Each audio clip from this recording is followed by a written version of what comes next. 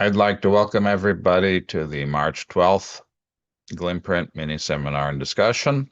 We have John Hickey from Duke coming to talk to us today about living maps using spatial omics to simulate cellular behaviors in silico. As always, I need to remind people that this meeting is live streamed and recorded and made available in edited form afterwards on YouTube. Tom Helikar, myself, Jim Sluka, Lorenzo, and Ellen Quardocus are always available to take your suggestions. Feel free to let us know how we can do things better. We have our archive of talks. We have our announcements pages. Please help us get the word out. We have great speakers. They deserve bigger audiences.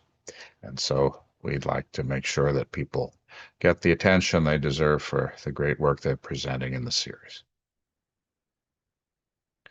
If you have publications you'd like to share, those can be put up on the IMAG page. We're happy to do that. Email Jim Sluka, jsluka@iu.edu, and he can help you out with that. We also, thanks to the hard work of Jim Sluka and Jacob Barak, have a new main page for GLIMPRINT. You can post seminars, meetings, workshops, publications again, job openings, funding opportunities, and so on. If you're having any issues with that new website, please do reach out to us and we'll do our best to get things debugged. With new websites, there's always an issue about getting things shaken in. There's also an opportunity on that website to post models that run in browsers. So if people would like to contribute browser executable models to that website, that would be wonderful to have. Coming up next week, we have Reid Shabman from NIH, Acting Director of the Office of Data Science and Emerging Technologies. Looking forward to that.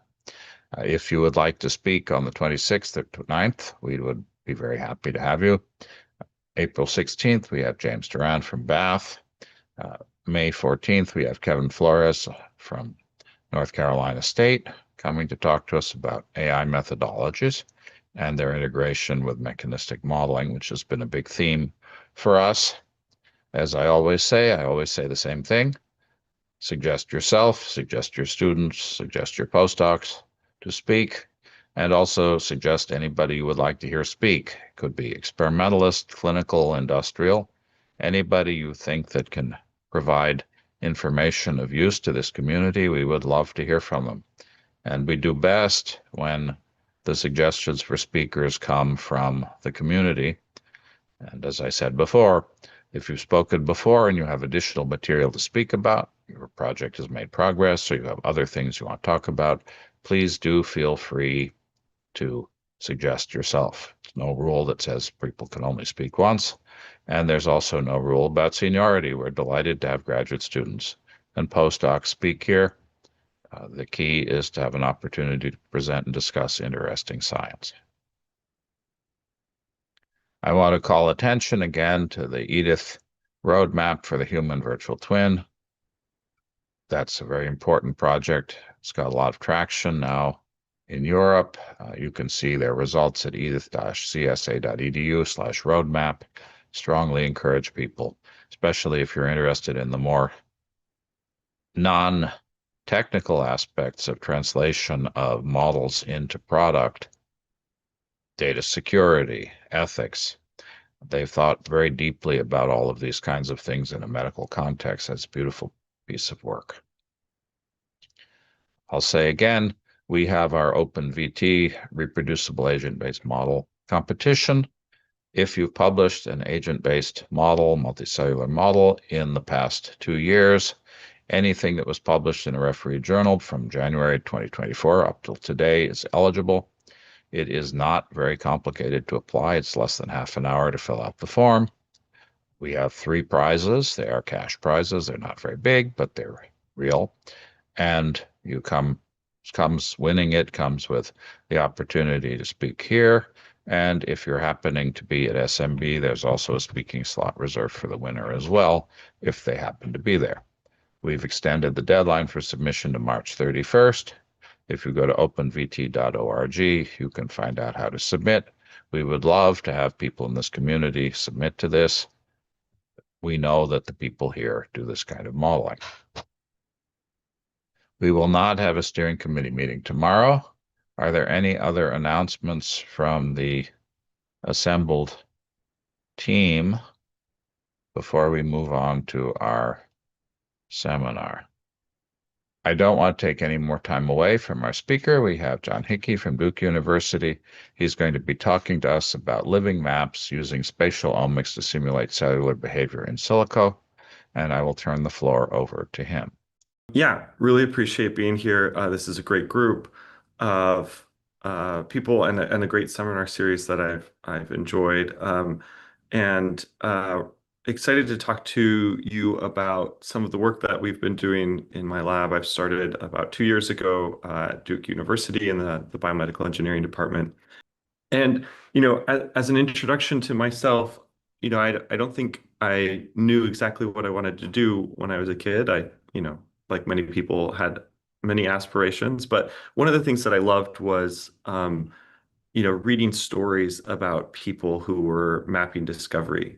This is one of my oldest references, scientific references out there, where, back in the day, we were mapping out large geography across the world, right? That was the exciting, discoveries that people were making. And, those developed over time until we have a very good landscape of what the geography is. And, I think that for me, understanding our cells and how they're organized and the geographies there is a really exciting frontier that gets me excited about, science and developing new technologies and computational algorithms to better understand how these things are organized and change over time. And one of the ways that I see our tissues and our bodies is this hierarchical scale of interaction, which maybe we can have an analogy to, geography as well, where our bodies are these complex systems that are organized, and each tissue has its own function within that group. And in that tissue, you have multicellular organizations that are all interacting across these different scales, where these are in of themselves organized by smaller units, cellular neighborhoods, which are distinct compositions of cells that are talking to each other in space and shared across many different organs, but also specific to some organs. And within those are, the sets of cell types that we've been cataloging over the past several decades that have different phenotypes and types in such that they have different ligands, receptors, and molecules that interact with each other at the cellular level. And within this, we have, intracellular molecular networks that are interacting, causing these cells to change phenotype and action and state. And so we have these interaction networks across scale. And I think, we've individually measured these for a long time. And I think one of the things that gets me excited is measuring these across scale. And so there are a lot of different technologies, but one example technology is spatial omics. And one of those examples is codex multiplex imaging. So of these spatial omics technologies, we can look at 50 plus molecular measurements, whether they're proteins or transcripts, at single cell resolution across large areas of the tissue. And what that allows us to do is then define these cell types and states within these spatial positions, and then using computational approaches, start to map these multicellular structures and then even larger structures and how they connect to each other in space. So I'm going to show a little bit of codex data. So I thought I would just explain this for anybody who doesn't have a background. But basically what we do is we barcode each antibody, which recognizes a unique molecule, usually a protein on a cell in a tissue, with a DNA barcode. And then we stain all of our different antibodies. So we have 50 to 100 antibodies on our cells, and then we reveal those by adding a complementary sequence with a unique fluorophore. And we'll image three at a time so that the fluorescent signals don't overlap with each other, and then gently strip those away and add the next set until we've imaged all of our different molecules of interest. And this is what allows these spatial omics algorithms. And I'm not going to go into great depth of how these work, other than we spend a lot of time thinking about how do you build such technologies, protocols, metadata, so that you get high quality data that's standardized. This is what an example of some of this data of what it looks like. What you're seeing is a lung cancer sample from a patient who's undergone immunotherapy. And this is only 6 of the 60 or so markers that we use to characterize this sample. And I think hopefully what you can appreciate is that we're getting large pieces of tissue with millions of cells. The organization across these tissues varies in substantial heterogeneity, and there are micro communities within these different areas.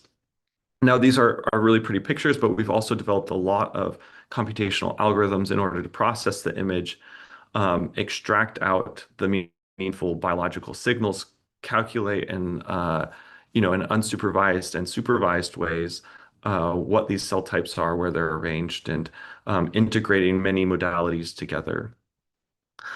We've used this technology and these computational algorithms and applied them to a number of biological settings, including the healthy human intestine, which I'll use as a brief example, an intro to this method and some of the insights that we can gain, and then also to spatial analysis of cell therapies in cancer, which I will also use as another example of how we develop new computational algorithms to extend this analysis. But we've also applied it in other cases of metastasis, chronic inflammation, and looking at different environments for specific cell types like macrophages.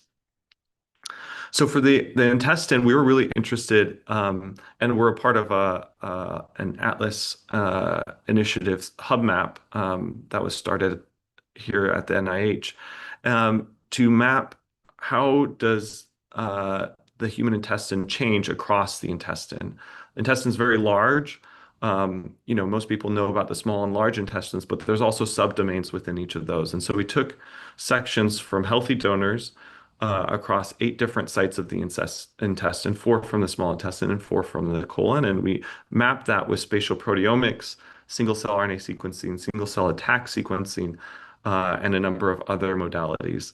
What I'm showing is one example from the intestine where we have at this pink area, these are epithelial cells that are marked by cytokeratin. And on this side, we have the lumen, which is where food is digested. And then underneath the mucosa, we have a rich supply of vessels marked in CD31, which marks endothelial cells, an immune follicle, which is heavy with immune cells, B cells, and T cells, which you can see marked in green and blue, and then the muscle layer of the intestine. And with zooming in, you can see we get single cell resolution. Each one of these little circles is an individual cell. And distinct things that we can look at. We can look at how does the vasculature supply and change around immune follicles? How do immune follicles develop within different areas of the intestine? How is the immune system organized in a densely packed network in the mucosa leading up to the lumen? And how is the crypt area where we have the stem cell niche of the intestine organized and protected to regenerate the intestine every several days? To not just make these pretty pictures, what we do is we apply AI models to do individual cell segmentation, like shown here. We extract the information per feature to get clustered, unsupervised clustering, and then we checked the fluorescence. And this process takes a long time. And a lot of manual checking. And so we developed an algorithm that leverages the graph structure of a tissue, where each individual cell is a node. Its properties are its cell type features or protein features or transcript features. And then it's connected to its nearest neighbors via edges.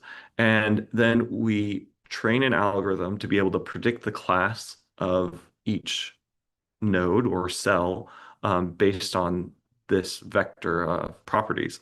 And once we train it, we can then annotate an annotated graph so that we don't have to continue to do this unsupervised clustering and identification, which is a long process. And it's also able to identify novel cell types that are not in the training class. And so if we look at an example image, once we've identified cell types in the intestine, we can see each cell now is colored by the individual type that it is after we've done this unsupervised clustering.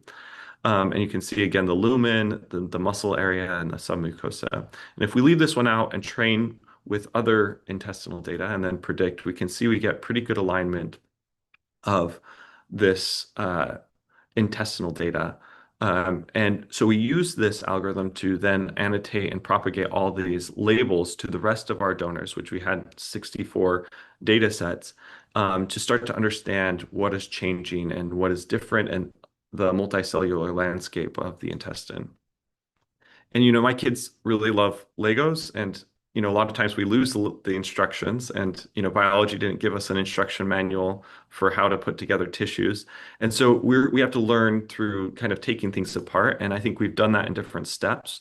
And, there was a step of, you take a tissue and you break it down to all of its components and you see what the components are. And I think we've done a good job of that with a lot of cell atlas initiatives.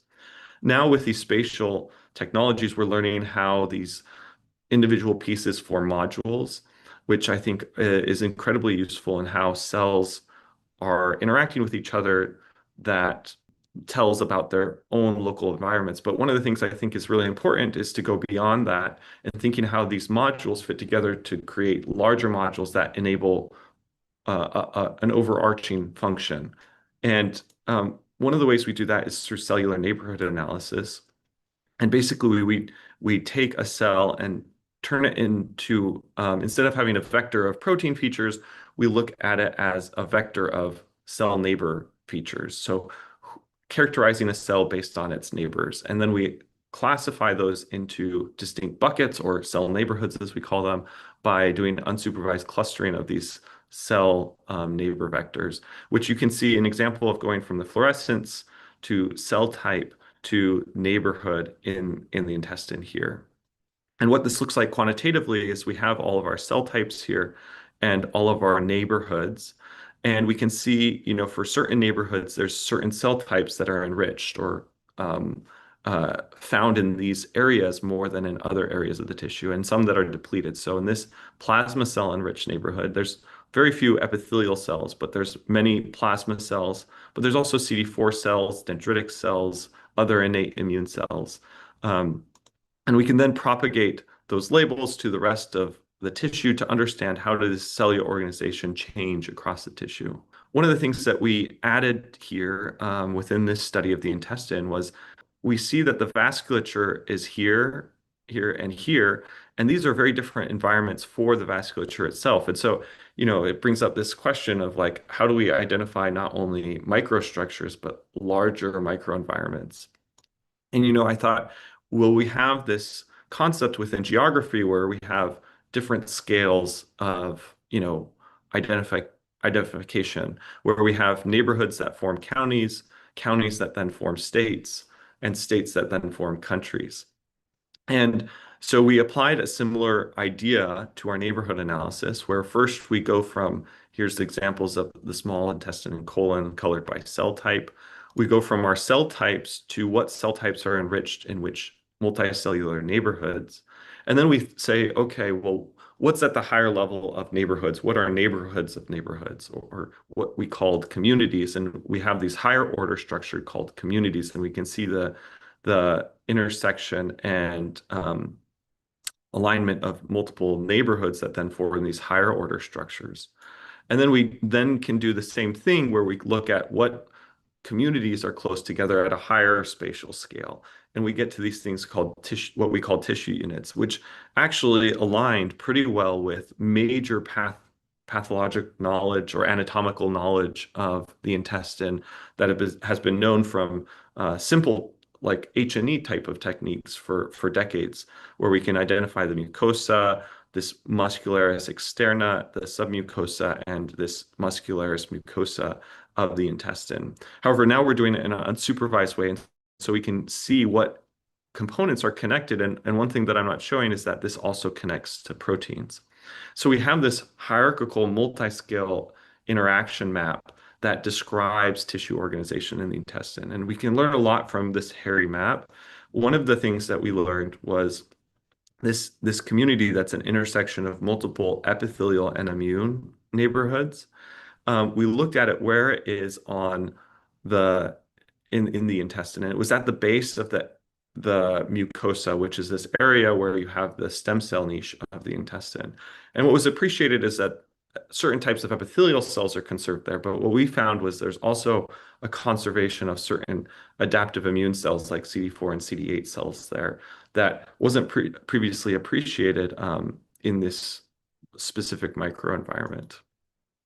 So, what I've shown you are 2D images, and we know that, in real life, there's biologies in 3D. And so one of the things that we've worked on in the past, and this is a work also being headed by Yuki Tan and Bei Wei still at Stanford, is how do we make 3D? And so now taking serial sections and reconstructing the intestine in 3D. And it will be interesting to understand, what can we learn different from 3D that we don't get from these 2D cross sections.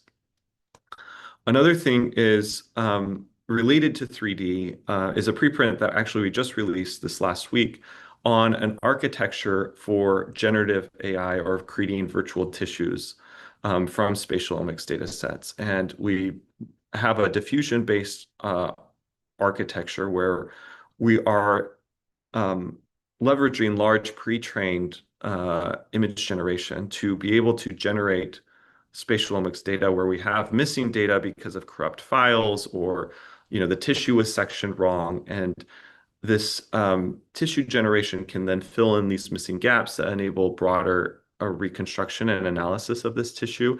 So we have in-painting tasks, out-painting tasks, and then we have a 2D imputation task, which is, maybe we have two separate tissues like in the intestine, one from one area, one from another. How do we understand how they connect? And the same thing we can do in 3D, where we have two disparate sections, and then we impute or generate the versions that go in between these different sections. And this is really important because, the prior data of the intestine takes a lot of time to generate, but also a lot of money, hundreds of thousands of dollars that not every study may need to generate if we have an established framework for imputing such things. And, it's beyond, 3D, it's, our tissues are multidimensional in many directions, and that includes in the types of information that we read out. And, mostly I've been showing you protein data, but obviously there's other data that we can extract and layer and create these multi-layered functional maps of tissues. So, one of the ways that we're doing this is a collaboration with Angela Cruz, who's now at Ohio State University, is we're looking at not only measuring proteins, but also looking at metabolites in an untargeted way. So we're capturing on a subsequent side metabolomics, and we're aligning those in space with autofluorescent microscopy. So we have our codex, which has our multiplex imaging with 50 plus markers. But then we also have untargeted MALDI-IMS that looks at metabolites across the tissue in space. And then we also pair that with single cell RNA sequencing to get deep molecular readouts of the cells that are in these images. Except now, for this specific study, we're not looking at the full 20,000 transcriptome. We're only looking at the transcripts that are for specifically metabolism. And then we take these modalities and we individually analyze them in their own right with, gene classification, enrichment, these cell interactions, neighborhood analysis, like we've just shown with the spatial data, intensity-based clustering in the MS space, to learn individually in these different spheres how the intestine changes with metabolism. But then now we're integrating these all together since we have these layered spatially registered tissues to understand heterogeneity in spatial metabolism across the intestine, both within different sites and within the an intestinal section itself. And we're correlating that with also cellular interactions because the the metabolic imaging is at a much higher scale, so it's lower resolution. So there's multiple cells. It's not single cell result. And so with this, we can start to understand how individual cells contribute to this metabolism. So, I think maps are great, and but they're only useful when we make them that way, and we help other people to use them. And so I think the rest of my talk will be mostly focused on kind of what my title is centered around, on making them useful in biology. And the application that I'll describe is one where we're trying to understand how to make better cell therapies, and especially immunocell therapies for cancer. And cell therapies have been shown great success in liquid cancers, which are tumors of blood, and so they have easy access, but have not shown as great of efficacy within solid tumors. So we approached this through a number of ways. We had a mouse model where we induce a tumor and then we throw in T cells, and then we extract the tumor after we've treated it at different time points. And then we also compared different types of T cells to each other, one effective therapy versus a non-effective therapy.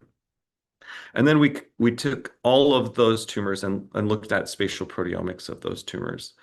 And we then compared that to human melanoma tumors that responded or did not respond, and we had pre and post therapy. So, if we look at this timeline and we plot out some of the markers from codex imaging, you can see that over time, the tumor changes drastically in response to these T cell therapies. When we have our codex, we can quantify the amount of these cells that change over time. And so here we're organizing by compartment. So this is the adaptive immune system, which you can see generally spikes and in alignment with the innate immune system as well. And while there are some changes in the stromal cells, there's also changes within tumor cell types. And this was, I think, really interesting to me to see the timeline over, or how it changes over time. But my goal was to improve the cell therapy, and the cell therapy that we're introducing are CD8 cells. And so I thought, how do we quantify or measure what a T cell is seeing throughout time? And, in immunology, we like to classify cells as distinct subtypes. So like in T cells, we like to say, well, based on these molecules, it's a memory cell type. And based on these, it's an effector cell type. And so I thought, why can't we do the same with spatial features to classify different subtypes of T cells and what they're seeing within the tumor? And so instead of taking molecular phenotypes, we're taking now spatial features of the cell to classify different cells into different categories. So essentially what we're doing is each individual dot here represents an individual cell in the tumor microenvironment. Its position one to another is how similar its microenvironment is to the other T cell. And cells with very dissimilar microenvironments will have a greater change in the cell neighbors around it. And we can see by coloring the day that we harvested at days 0, 1, 3, 5, and 12, that there is some overlap across the days, but there are distinct changes in what these T cell environments have and see over time. And because we have these quantified, we can then classify them with unsupervised clustering, the same way we would do a T cell phenotype, to see what phenotypes, spatial phenotypes we observe. And because we have the time, we can see this change in these spatial phenotypes over time. And what that allows us then to do is to reconstruct a progression where T cells we see infiltrate the tumor. They start to recruit lots of other immune cells, especially dendritic cells, for local antigen presentation. And then they migrate into the tumor, cause tumor inflammation and killing. But in this model of cancer, we start to see an outgrowth of tumor. And so the T cells aren't able to fully clear the tumor in this case. We then applied a more effective therapy, and that is able to clear the tumors.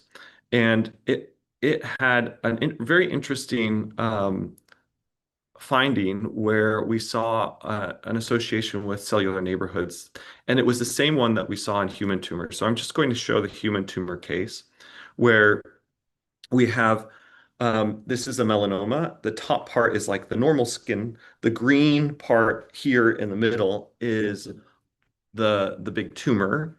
And what we're coloring by is based on the multicellular neighborhood that we've defined from our spatial omics.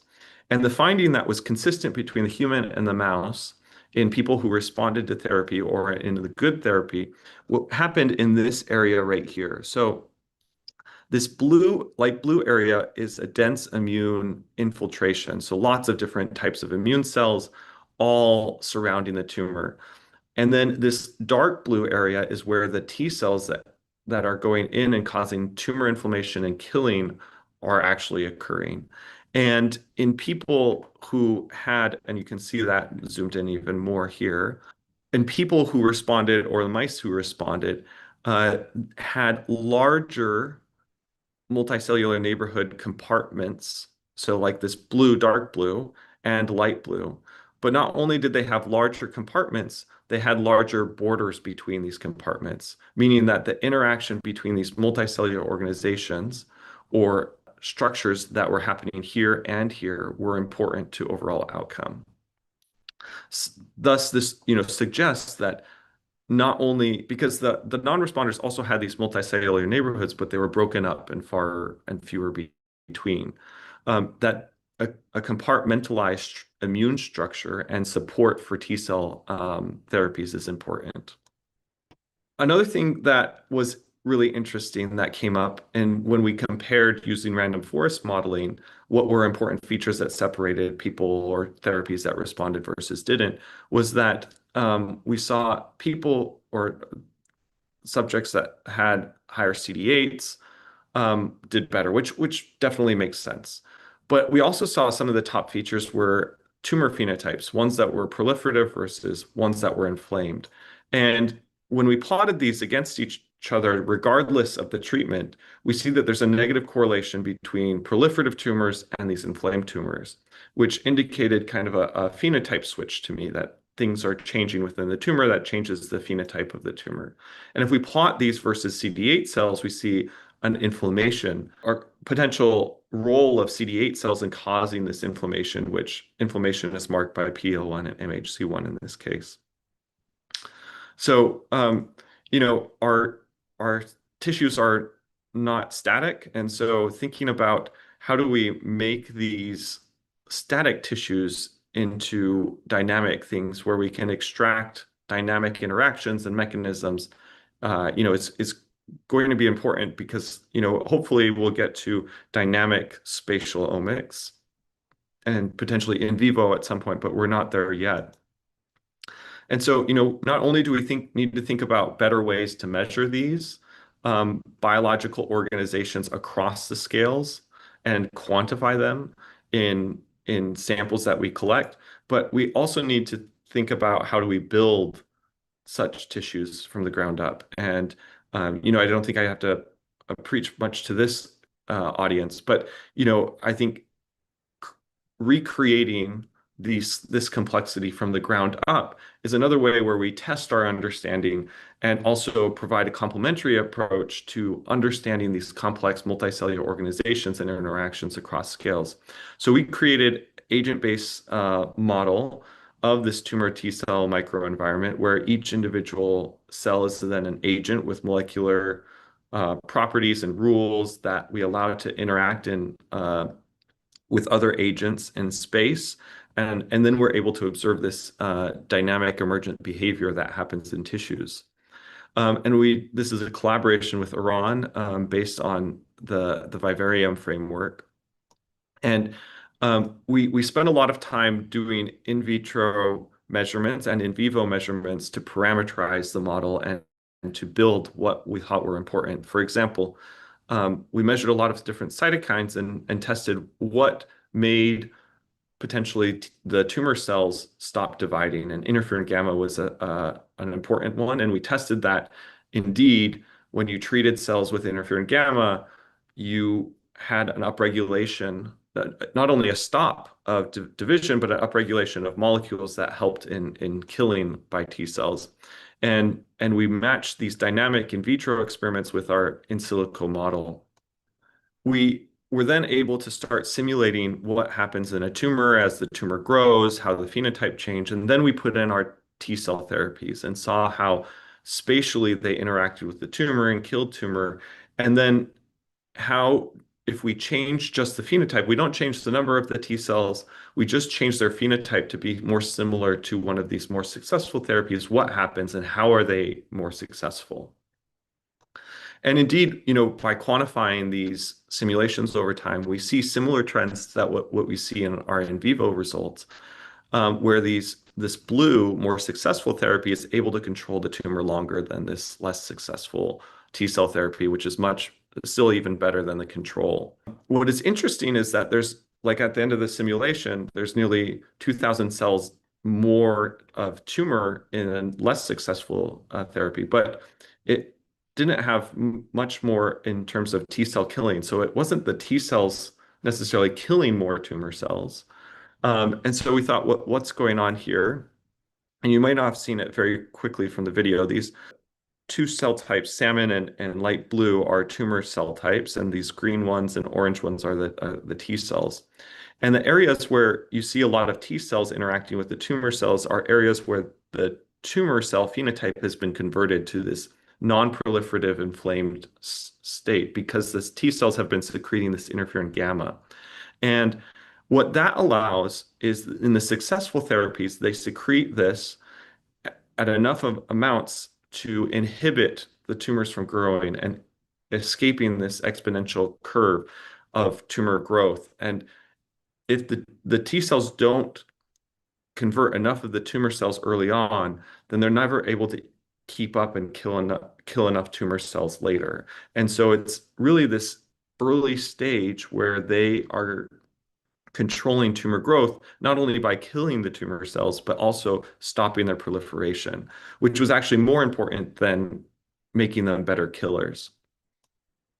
And what's interesting from also these agent-based model simulations is while these are fairly simple models, we don't have all the cell types that we're measuring in our Codex multiplex imaging.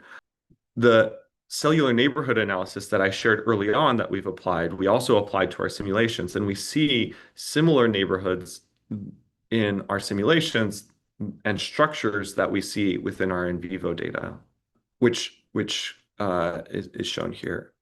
What's really exciting to me about this type of framework of agent-based modeling is that the data that we get from spatial omics, including Codex, is perfect for parameterizing and also initializing these simulations where we have the XY position from each cell.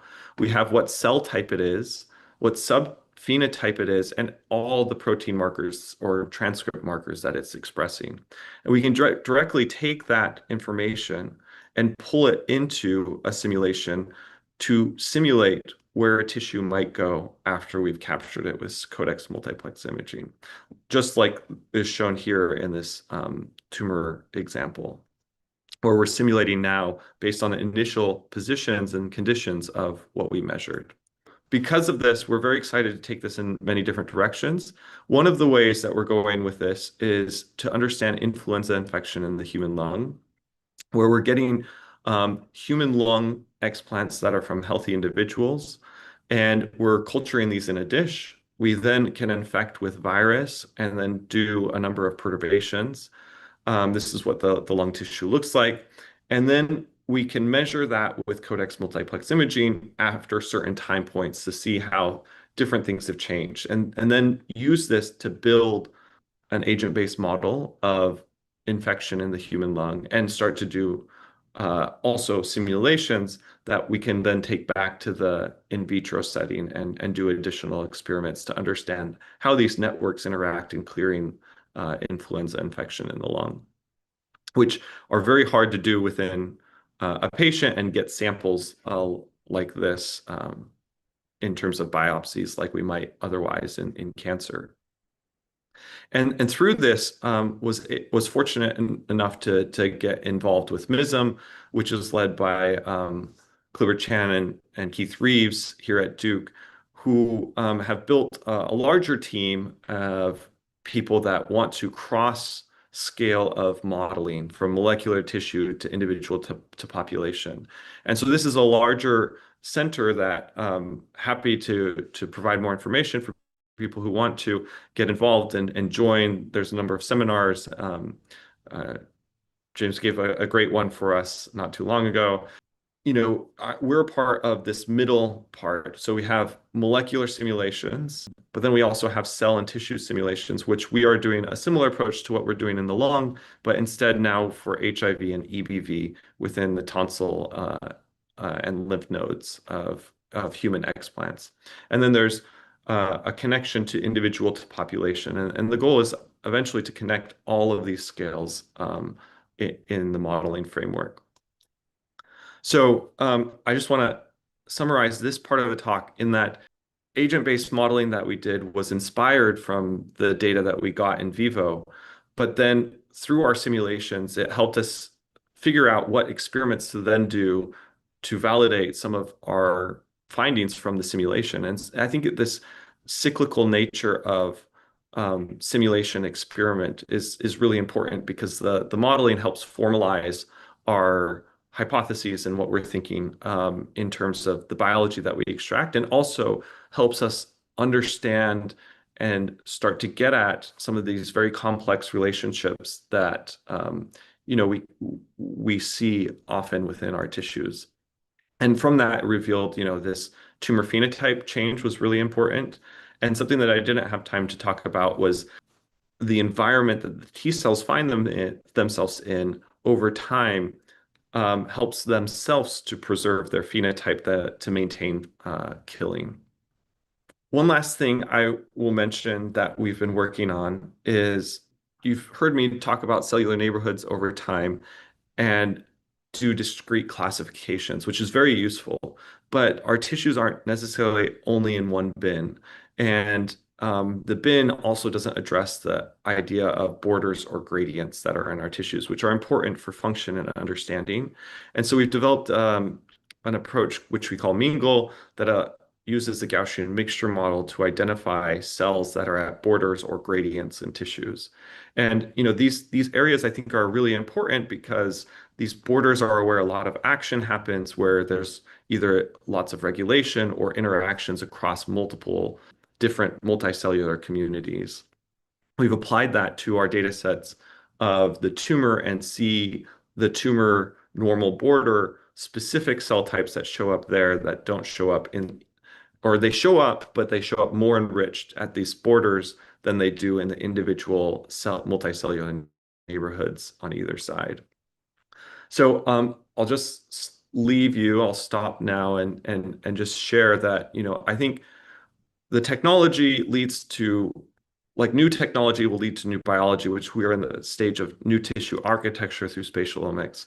But hopefully that leads to an area where we can think about new diagnostics, maybe and therapeutics, where these go beyond like a single cell or molecule, but more are these multicellular units that we can think about as predictive of a certain trajectory for a patient, or indicative that we should think about trying to clear or remove entire multicellular structures instead of individual molecules or pathways or cell types. And just wanted to thank the funders that allow a lot of our work to continue, and then also the great team that we have that has put together most of the work here.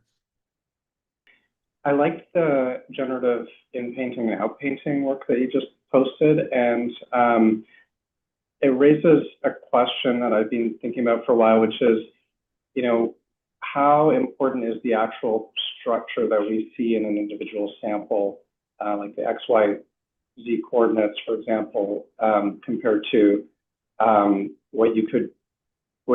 all the different possible configurations that you can generate based on some underlying rules that are encoded in the genome. So when we look at different individuals, like when we were studying the liver, the lobules are all over the place, right? Like it's not, there's this model that they're hexagonal blocks, but when you look at an individual, there's a lot of variation. But that organ, at least, you have fairly clear rules about how things are working. Like you have to have blood going through a sinusoid from one direction to another, and there's this gradient that exists. So as long as that's there, it doesn't matter if the stuff is shifted around.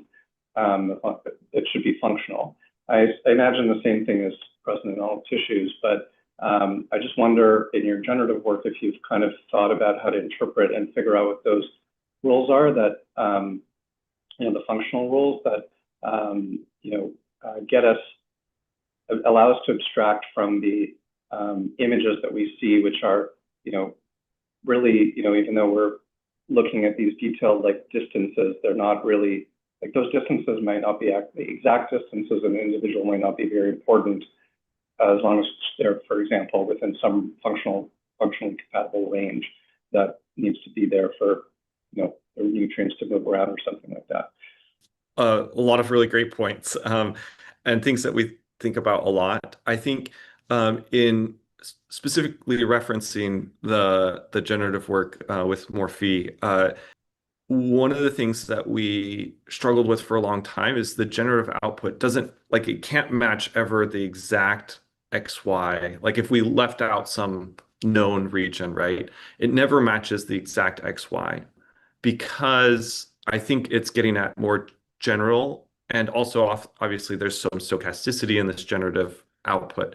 But and so we had to think about different ways to, quantify that. And I think what we ended up on was how are its multicellular neighborhoods, are those conserved, and are overall densities of cells and local densities similar? And we also used as a reference, not necessarily, we used the bottom ground truth as a reference, but we also used an adjacent side of a tissue, because this side tissue compared to this side tissue, even the ground truth will be not substantially different, but different because of the reasons that you mentioned. And so, that was one way we dealt with in terms of the quantification and wondering whether this generation was good enough. But I think that your comment gets at a more fundamental point that we're excited about as a future direction is can we understand general motif design of a tissue that might be a little flexible? There might be flexible linkages here or here, but the fundamental motifs that underlie a tissue. And I think getting at that will require us to do a lot more, work in the computational space, especially with network structures maybe. But and I would be happy to hear if you have other ideas on that. But yeah, I think that getting at that with the generative work and the outputs is something that I've wanted to push. Yeah. Great. Okay, thanks. Yeah, hopefully those methods can be interpretable to find the rules that are encoded in the genome in the future. I wanted to ask, because so when you talked about turning the network or the organization of cells into a graph, and then you said, oh, well, we can look at not just individual cells, but then communities. So that got me thinking about topological analysis or multifractal analysis, especially because you showed the schematic of going from cities to or from individual neighborhoods to cities to states and so on. So have you thought about applying that more formal kind of analysis to the information, the data that you have, to see what structures that go across scales might emerge? That's a great point. I think, I've thought about different multiscale algorithms from other domains. I would love to hear if you have specific ideas of what you shared. I think we are working on algorithms that can connect those scales, but I would love to chat offline too if you have ideas for other formal methods, because I'm not as familiar maybe with the ones that you're suggesting. So, but yeah, the ones that we are using are leveraging these networks and connecting them unsupervised across the different scales. But how you jump from those scales and see and define those, I think is ill-defined still.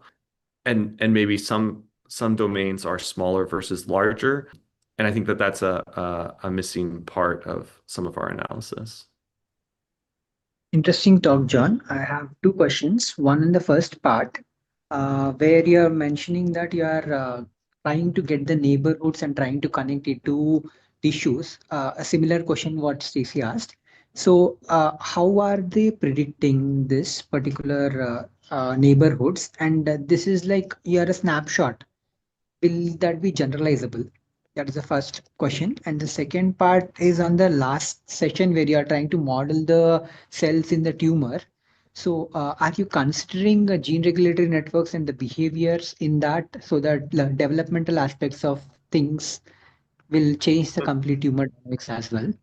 So these are the two questions. Yeah, great questions.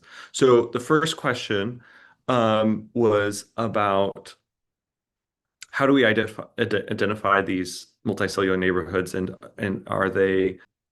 they're just snapshots, and are they consistent? Which I think I interpreted. And so we do this unsupervised and using nearest neighbors in the spatial domain. And because of this, what it does is it classifies or bins cells that are in a similar domain with each other. And it is pretty robust in terms of defining these multicellular organizations. Now, where it has challenges is places that I mentioned at the end of my talk, where we're developing this new algorithm called Mingle, where it's like transitioning from one multicellular organization to another, whether that's like a stark border or a long gradient. So it doesn't the current algorithms don't handle that. They just bin them into distinct buckets. And then another thing that it doesn't do, and I didn't mention our work in terms of Mingle, is that one patient to another may have largely the same multicellular structure. We can take vasculature, for instance. One person's vasculature looks very similar to another's broadly when you compare that to like a glandular epithelium, right? Those are going to separate in the multicellular space if you're clustering both patients together. But if you just look at that neighborhood, there might be a slightly more neutrophils around one person's vasculature versus another. And that won't necessarily get brought out in the original neighborhood analysis. But hopefully with also Mingle, we'll be able to identify that variation in patients for these multicellular neighborhoods. So the structure itself changes, but then also the methods that we use to calculate those structures slightly need to change. So I think your question got at both. Yeah, the question was on while you are using the agent-based models, you are only looking at the physical aspects of interaction, or are you taking the underlying Oh, right, gene regulatory networks. Got it. signaling and gene regulatory networks? Yeah, that's a great question as well. It's something that we're interested in. We haven't implemented it directly into the model yet. We have rules of protein interactions and how they induce signaling, but leveraging the entire transcriptome space and thinking about doing that in a computationally efficient manner, I think is an unresolved challenge, but an exciting one for the future. But yeah. Hi, Dr. Hickey. Thanks so much for this great talk. It's wonderful to hear about this work again. I was wondering if you could talk a little bit, like as you move into these new areas in terms of like lung, influenza, and then HIV in different areas, like what it kind of looks like to do like the experimental work of like, doing codecs, figuring out what sorts of markers you want to use, like generating these panels versus like discovering what sorts of interactions you want to put into your model. Like, could you talk a little bit about the crosstalk between the computational development and also your like kind of more experimental wet lab development side there too? Great question. We are highly collaborative with clinicians and immunologists here. And that's one of the great things about MISM and this other initiative that we're part of, is that we are working it together in a large team. And so a lot of the clinical questions then bleed into immunological questions, which then are fed to us in terms of like here's what we were interested in. And so it's a lot of back and forth. And we can't measure everything, right? And so we have to be targeted in our hypotheses, even though we can measure a lot with these technologies. And so a lot of the panel and biology and things that we design are focused around those questions. And questions in the influenza are based around certain immune cells and interaction with different types of immunoglobulins and how that interacts with virus locally. So I would say we definitely design the panels and experiments around those major questions and hypotheses. And then we're also designing the models, the simulations to mirror that, right? I think we have an added advantage in the simulation space where we can leverage existing literature and domain knowledge. But I think we still filter and craft that to the questions that we want to ask, so that we analyze those signals. I don't know. Hopefully that was helpful. Happy to follow up offline too. Nikita, go ahead. Hi, Dr. Hickey. Thank you so much for your talk. I thought it was really, really interesting. So I have a question kind of more about the agent-based modeling aspect of your work.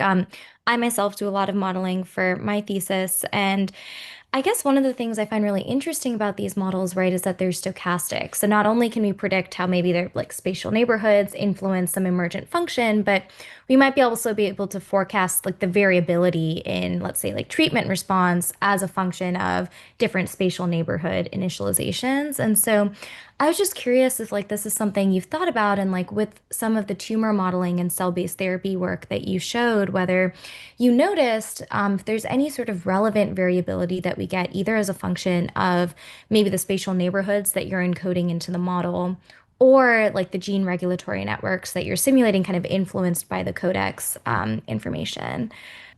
Yeah. Yeah, great question, Nikita. We definitely see that. So one example of that is we initialize the therapeutic T cells in different configurations, both whether that was the density of them or whether they were all the way in the center of the tumor versus in the periphery or even outside the tumor. And those have drastically different responses. So, spatial initialization in terms of like the simulation makes a big difference, but I think that also makes a big difference in the biology, right? How and where do the T cells get in is, I think, an important biological thing that we know, but like showing that why that's important and how an initial spark of a CD8 T cell can turn into a local flame. And if those local flames are close enough together, they can generate something that can, quickly spread, right? Versus Right. like the therapies that I showed that didn't work, these little individual flames kind of grow, but they don't connect, and then they peter out and die. And so, I think that question at heterogeneity and spatial heterogeneity only being one of the factors is an important one. Yeah, no, that's really useful. Yeah, it's interesting thinking when like you have those sort of like separate flames, like what is like the chance that it would ever work? And like it's cool to kind of think about how there's that distribution. Yeah, thank you. Jacob, please go ahead. So the first thing you were doing on supervised clustering, can't you train something by now? Don't you have training data, or is there some other reason you're doing this? That's a good question. We have tons of data. and but the spatial omics data is at different resolution at different experiments because it's not the whole proteome yet. And because it's not the whole proteome, then we get different cell types and subphenotypes. Even when we stay in the same organ, maybe we use a different panel. So that's, I guess, the first thing. The second thing is when we look at across tissues, there are unique cell types to those tissues. And so until we build up a whole atlas across many tissues and diseases, there will still be new neighborhoods, I think, that we discover. And then C, it's the neighborhood definition, I didn't really mention it, is not arbitrary, but can be defined based on the scientific question. Do you want to be very granular, or do you want to look at broader structural things, right? So I would say it's less defined as an entity than is cell type, right? Cell type is very, I mean, there's lots of arguments about cell type and where do you draw the boundaries on that, but I think it's even less defined than that. In one study, so let's say we're just looking at the intestine, we can use supervised for sure. And if we capture another intestine, we can do supervised. But in general, for most studies, I'm still doing unsupervised for that either discovery aspect or it's slightly different input data. And so I'll generate slightly different neighborhoods, if that makes sense. Did you consider doing an ensemble, supervised and unsupervised? Second thing is you're using a 2D data. How does it generalize to 3D actually? Like, do you know it works for 3D or are you just assumptions or what's going on there? Yeah, good question. In terms of the analysis, most analysis and data is in 2D right now, especially published data sets. We're currently working on a 3D data set, and I think comparing and cross-comparing these structures that we find in 3D compared to 2D and seeing how they cross-compare and whether we find more or less of them by adding the three-dimensional will be really interesting. I think we don't have an answer to that yet, but I think that that's an important one to ask. You're on the right direction. I just wanted to clarify and see whether that makes sense or not. Last thing is the engine that you're using is Vivarium. I'm familiar with IHME Vivarium. You're using apparently some other Vivarium. I was looking at the code there. It's not something that works on GPU, and you mentioned something that you want things to be efficient. Do you have an engine, or do you need an engine that runs on GPU or on high performance computing? Yeah, that's another great question. So when I first did this with Iran, this was pre LLM days, and I asked to see if we could do this, and we both were too busy of postdocs to like actually do this. But now with Claude Code, my PhD student has vectorized a lot of the data structure and now can run it on a GPU. So now it's much more efficient. I'm jealous of what he can run compared to what I could have run with my simulations. I think we're always open if you have ideas for other simulators or things that we could connect via Vivarium. I think we're, happy to be ears on efficient simulators and process, monitors for simulation. I think we're out of time. We need to have you come back, and maybe you could spend a whole session on any one of the topics you raised today. So we have an overview, and now we could have a multi-scale set of talks where you go into more detail in each of these, because there's so many things that would be worth doing that. All right, I want to thank everybody for coming today. We'll see you next week, and appreciate you coming again, John, to talk to us. Yeah, thanks for having me. This was a really fun conversation too.